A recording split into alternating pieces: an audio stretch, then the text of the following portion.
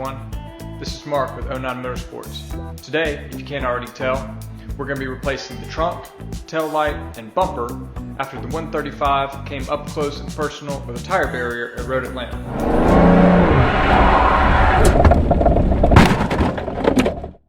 Alright, so as you can tell from the video, there's really not much to the crash itself. It was November and it was on Sunday. It was like 40 degrees, I think, there, about 8:30 when we went out. The track was cold, the tires were cold. Just got on power, went right around, and made contact with the wall. Luckily, all things considered, the car's really not that damaged other than just cosmetics. The bumper, the trunk, and the tail light. Everything else seems to be okay. The exhaust also got bent, which I've already replaced that rear section. No suspension damage. So now that we're done with all my excuses, let's take a look at this thing and dig in a little bit. Alright, so you can see here's really the main damage area. It's mostly here on this left side.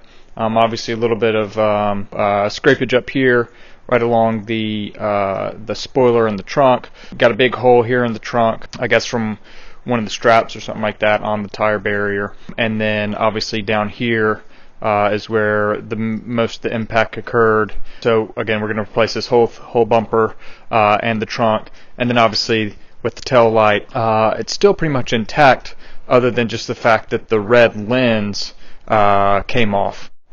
So one area that also kind of took a hit, which you can kind of see right here on the quarter panel, there's a little bit of a crease, but I don't really think we're going to do much with that. I think we'll pretty much just leave that how it is. I think a lot of these scrapes and everything can probably just be buffed out. And then also up here there's a little bit of markings on the paint where it hit the tire barrier. But again, I think if we just kind of go over this, we can kind of buff some of this out, maybe a little bit of touch-up paint. It'll be fine. If you're not really looking for it, it's not a big deal. And hey, it's a track car, right? So it doesn't have to be perfect.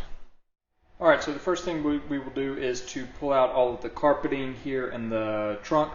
We can lift out this main panel, which is pretty easy. It'll just lift up from right here, just pull it out.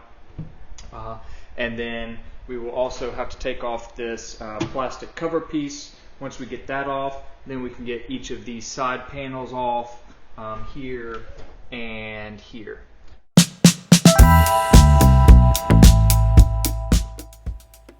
So now that we've taken the center carpet section out of the trunk, next thing we need to do is actually take this plastic covering off. To get it off, I've got two clips here, which you can get out, and then there are two Phillips head screws.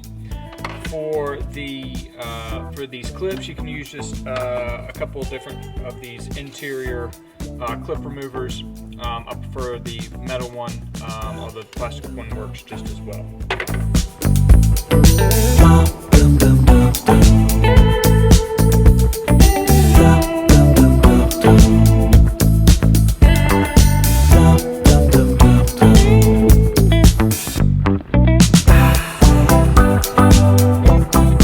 Alright, once you have the clips and the two screws out, basically the easiest thing to do is just to pull it out from the bottom, kind of out and up, and it'll pop right out.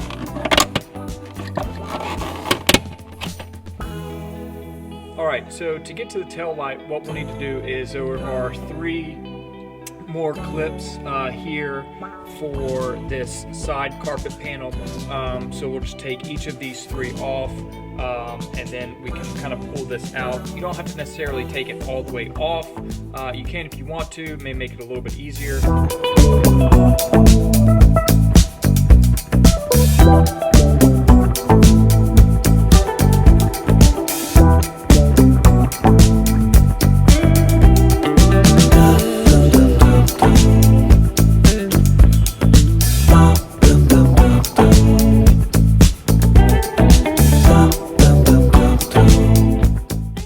So now we'll do the same thing for the passenger side.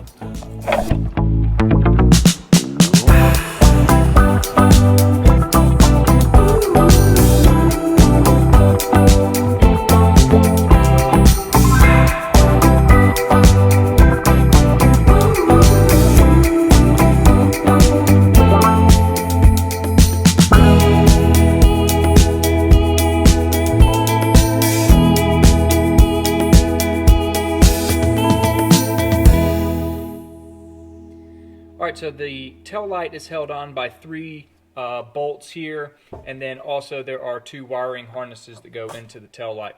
So the first thing will be to take out these 2 wiring harnesses, and then we can take off these 3 bolts, and then the tail light will basically slide out from the rear of the car.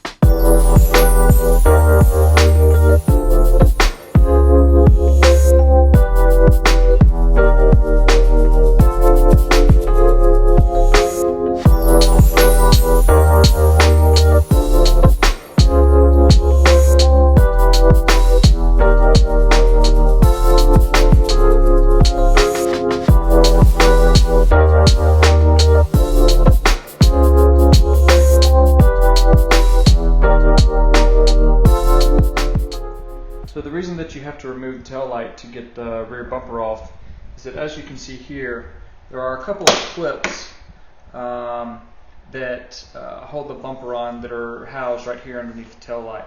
So once you get that off, all you have to do is basically just press down to get these clips off, or to get these clips undone, and then you can see that the bumper starts to become a little bit looser right there from those clips. So I've got my new-ish rear bumper here. So this came off of a wrecked white BMW 135i. I got it from Prussian Motors off of eBay. Those guys are really good. They have a lot of good parts if you're looking for something used with reasonable prices. So I thought it'd be easier to show here all of the bolts that are on the underside of the bumper that need to be taken out versus trying to get up under the car and show you. So you can see here you've got 3 bolts here plus another 2. You can remove either these 2 here, or you could remove these 2 and just leave this panel in place, sort of up to you. So we've got 7 so far, and then finally over on this other side we've got another 2. So all those need to be taken out on the bottom side, because there is 1 bolt here at the top of the bumper that we'll need to get access to, and then once we get those 2, once we get this one on that side, on this side, as well as the one on this side, that should be all the bolts that we need to get out, and then it's just a matter of getting all the clips undone, and we should be able to pull it out. Alright, so I've undone all the bolts at this point, and the only thing that should be holding the bumper on now is just the clips. So we should just be able to pop the clips off and then be able to take the bumper off.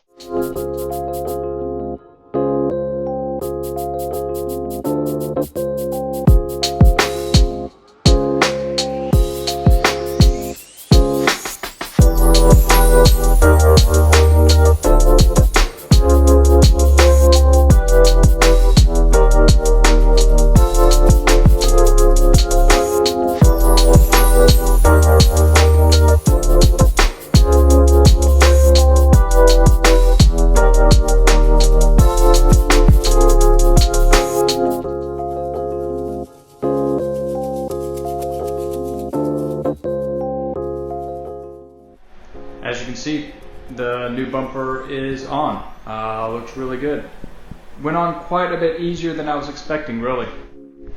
I would say the first thing is kind of get it lined up here, and you can put it on here and kind of rest it on the bumper support, and then from there get each of these clips kind of lined up, and that'll hold sort of the upper section in place here. And then you can come over to this side, do the same thing here. Again, get these clips lined up, and then at that point you just continue to kind of work them around, and eventually this will all kind of pop into place.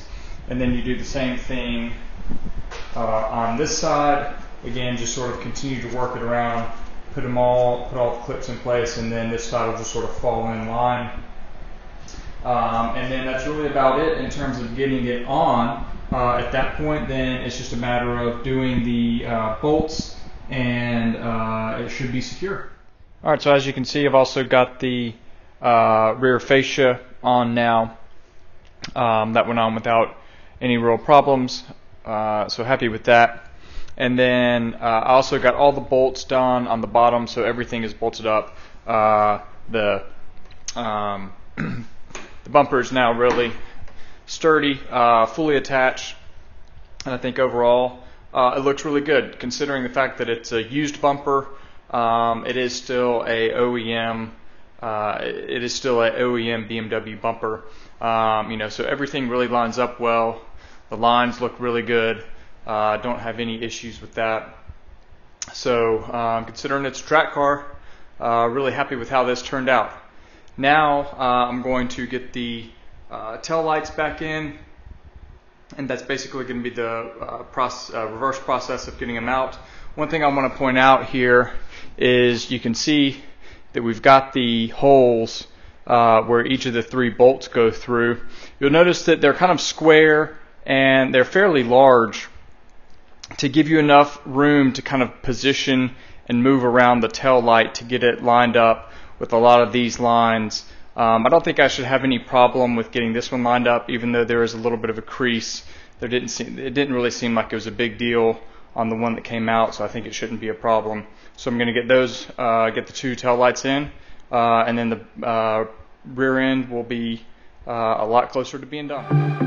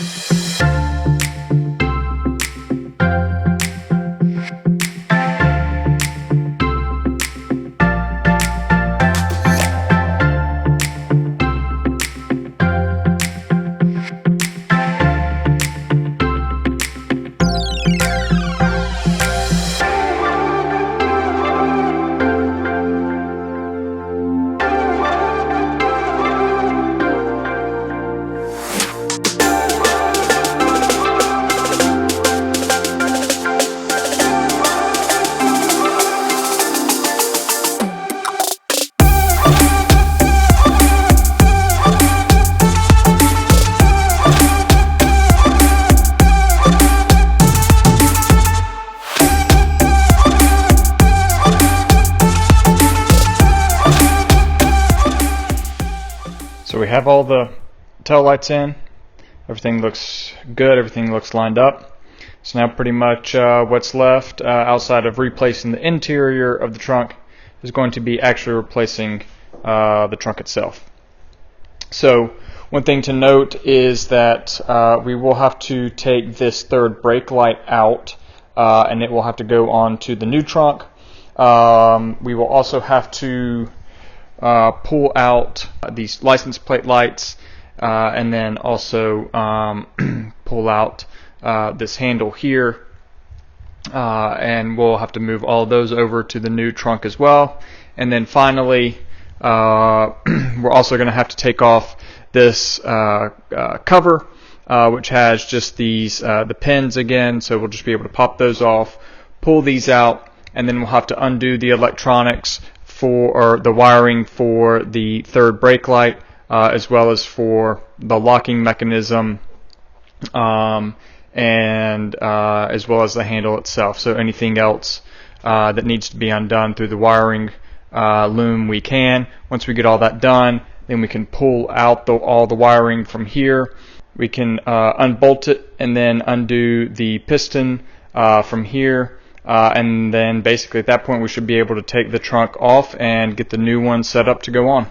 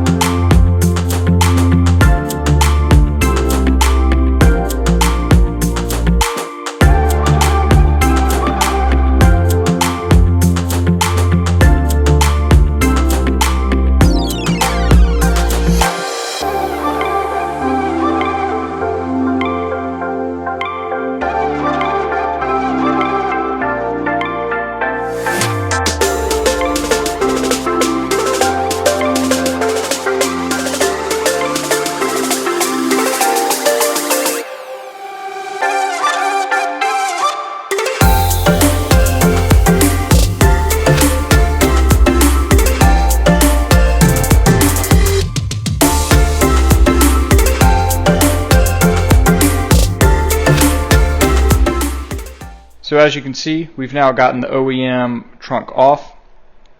It really wasn't that bad. Came off pretty easy. All the parts came off pretty easy as well. The third brake light I was a little concerned about because a lot of people say that these tend to break and crack over time. I was hoping mine was okay, which it did, which it was. It came out just fine. And so we are going to be replacing this OEM trunk with a VIS Racing carbon trunk. It's full carbon and weighs about 13 pounds. I just weighed it without really any accessories on it. It weighs about 13 pounds. This OEM hood weighs in at 28 pounds. Obviously we have a M4 style carbon spoiler on it. And that's not going to weigh, that's not going to add a lot of weight to it. We've taken most of the accessories off as well. So you've got 28 pounds here and about 13 pounds there, so it's about 15-pound difference.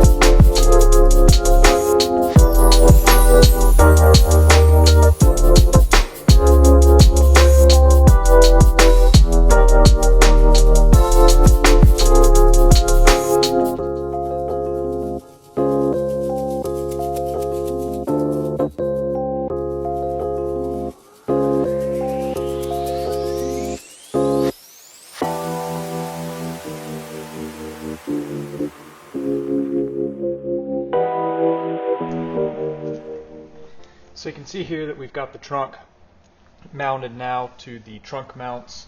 We've got everything in place. A couple things when you actually mount the trunk to the trunk mounts. You see you've got two bolts here. This top bolt actually can slide on and off the trunk mount. So when you're actually going to put the trunk onto the mount itself, one thing I would suggest doing is using these two top mounts and thread those in just a couple of turns, leave a little bit of a gap there, and then when you actually go to put the trunk on, you can just slide that down into position, and then the mount will basically hold this trunk up. Then you can come back and add the second set of bolts down at the bottom. Once you actually have the trunk mounted to the mounts or bolted to the mounts, you obviously will need to adjust the trunk left and right and sort of forward and backwards to get all the body lines lined up, and that's really really quite easy. All of the bolts allow for a little bit of movement both left and right and up and down. I really didn't have any issues with getting the trunk lined up with the body lines. Overall, I'm really quite happy. Obviously this is a aftermarket product. The body lines line up, I think, really well, but you're never really going to have something that's absolutely perfect like with an OEM BMW trunk.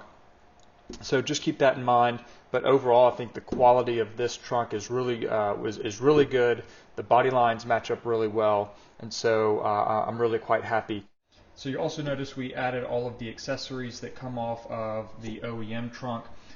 So I unbolted the sort of latching mechanism here from the OEM trunk, and it bolts right into the new trunk. There's just 3 bolts that go on. Actually, the third one is underneath here. You can't quite see it because of the carpet. So that positioned really easily. And then the other things I had to put in were the two license plate lights, as well as the release mechanism here, the electronic release. So for all three of these, the holes that were cut out were a little small, which is fine. I had to just use a Dremel and Dremel out around the edges just a little bit to get these to fit. But ultimately, the license plate lights were really quite easy once I kind of got them. I just took a little bit of material away at a time. Finally, they snapped in and are really quite secure. Or the release latch here took a little bit more time to get sorted. It really wasn't as good of a fit as I had hoped. However, it still fit really well. It's not quite as flush as it is on the OEM trunk, but ultimately, I mean, it still is quite secure in there, and it still works just fine. So obviously, one other piece that we had to transfer over was the third brake light. That went in really easily as well. One thing I will note here is that I actually put the third brake light into the carbon trunk before I actually mounted the carbon trunk to the car, and that turned out really to be not the best way to do it. And what I mean by that is I was able to get this bolted in, but then because of the way that the bottom side of the carbon trunk is, there's no real access to actually be able to hook up the wiring harness to this. So what I ended up having to do was take this back out while the trunk was still mounted. I ran the wiring harness up through the trunk and pulled it out here up at the top, and then connected it, and then put this back in and bolted it in. So if you're going to put this in, it's really quite easier to do it that way, just because there's not a lot of room to actually fish the wiring harness up through and connect it while it's bolted in. And finally, you also obviously notice that I ended up putting the carpet liner back in. I kind of went back and forth on whether or not I was going to actually put this back in. Initially, I was thinking that I wasn't going to, but as I was kind of looking at everything, and I had the wiring harness, running up and around and through all the different areas to attach to the electronics, I really didn't like the way it looked. It just sort of looked unfinished. You just sort of had this big wiring harness just kind of hanging out in here, and so I went back and forth. But ultimately, I decided to go ahead and put this back in. And to me, it really kind of finishes this piece off. Kind of makes it look a little bit more OEM. I like the way it looks.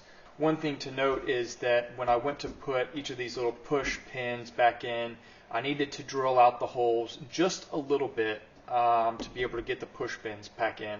So that was one thing I had to do, but they really fit nicely. It's really a secure fit, and so I like it, but it's definitely not necessary if you don't want to put this back in.